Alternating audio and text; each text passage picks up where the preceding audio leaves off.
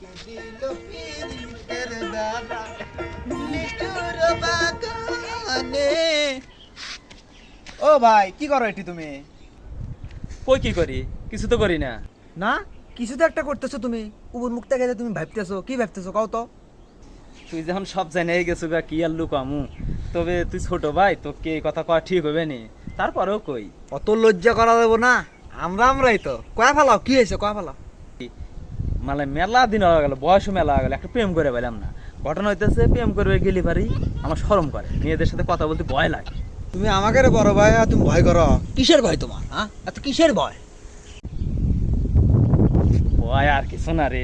ধর মনে কর যে মেয়েটাকে আমি প্রস্তাব দিলাম, দেওয়ার পর যদি কোয়া দেয় তাহলে একটা শরম পাবো না আমি, এই জন্য আমার হলো শরম করে, বুঝছো?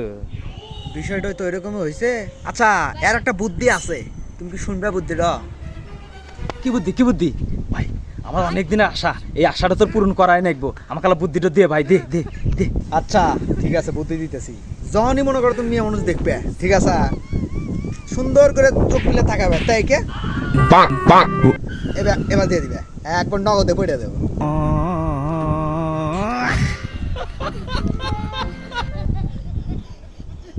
পাইছো না শিক্ষা, পাইছো না? বুড়ে বয়স হয়ে গেছে তোমার, প্রেম না করো না, প্রেম প্রেম প্রেম।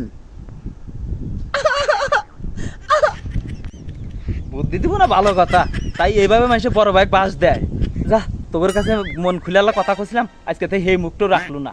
তোর হাতে আর সামনাসামনি আমার দেহাই হারা যাব না। তোরা তো সেই ছোট ভাই না, সম্মান দেশ না। আজকে চল ফল যে কি হয়েছে।